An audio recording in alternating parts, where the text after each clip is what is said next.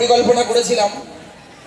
প্রথম আমাদের হচ্ছে পুজো সম্পর্কে আমাদের এমএলএ মহাশয়ের উপস্থিতিতে নবগ্রাম ব্লক প্রশাসন এবং থানা প্রশাসন মিলে একটা প্রশাসনিক মিটিং করে যে কিভাবে পুজো করতে হবে, সরকারি গাইডলাইন, সামাজিক সচেতনতা, পরিষ্কার, সম্প্রীতি এবং সামাজিক সচেতনতার সঙ্গে সঙ্গে সামাজিক কিছু কাজের সঙ্গে যুক্ত হয়ে আমরা তখন সেই মিটিংয়ের কথাগুলো শুধু কথার কথা শুনে চলে আসি না, আমরা গত 3 বছর থেকে সেটা ফলো করার খুবই চেষ্টা করছি এবং চেষ্টা করি 100% যাতে আমরা মানতে পারি।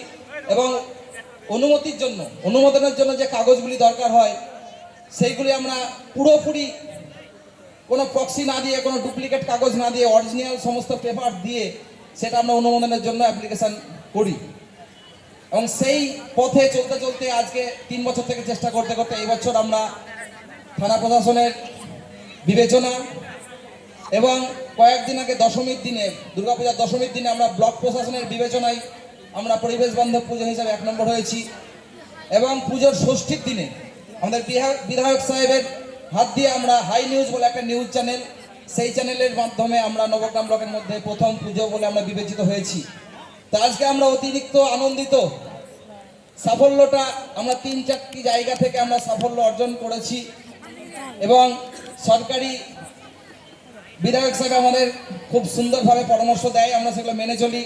আমাদের ওসি সাহেব গাইডলাইন দিয়ে থাকেন, আমাদের সরকারিভাবে যেটা শিডিউল থাকে সেইটা মেনে যে আজকে আমরা একটা সুন্দর জায়গা করে নিতে পেরেছি, এইটা নবগ্রামবাসীদের কাছে আপনাদের সমস্ত রকম সহযোগিতার জন্য আমরা অভিনন্দন এবং শুভেচ্ছা জানাচ্ছি। এবং এই শুভেচ্ছা আমাদের পুজো কমিটি একটা তৈরি হয়, ব্যবসা সমিতি আমরা পরিচালনা করি, কিন্তু পুজোটা নবগ্রাম বাজারের সার্বজনীন পুজো হিসেবে আমরা পুজোটা উত্থাপন করি। এবং সেটা করতে গিয়ে এই বছর আমাদের কয়েকটা ভলেন্টিয়ার্স, আমাদের জুনিয়র, মানে আমাদের ব্যবসাদার পুজো, তো ব্যবসাদাররা দোকান নিয়ে ব্যস্ত থাকে, তাই আমরা বলেছিলাম যাদের বাড়ির ছেলেমেয়েরা ফ্রি আছে তাদেরকে পাঠান, তারা আমাদের ভলেন্টিয়ার্স হিসাবে আমাদের পুজোটাকে করবে।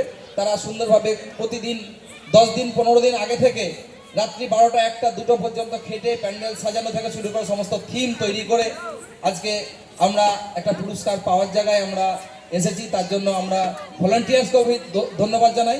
এবং আজকে পুরস্কার নেওয়ার জন্য আমাদের ভলেন্টিয়ার্স টিম বেশিরভাগই এসছে, কয়েকজন আসতে পারেনি, তারা আসলে আমরা বেশি আনন্দিত হতাম। আমাদের পুজো কমিটির সভাপতি মাননীয় প্রদ্যুৎ চন্দ্র দত্ত 2-1টি কথা বলবে, তারপর আমরা বিধায়কের কাছে 2-1টা উৎসাহবাণী শুনে এবং ওসি সাহেবের কাছে 2-1টা উৎসাহবাণী শুনে আমরা পুরস্কারটা পুরোপুরি গ্রহণ করে খুশি হব।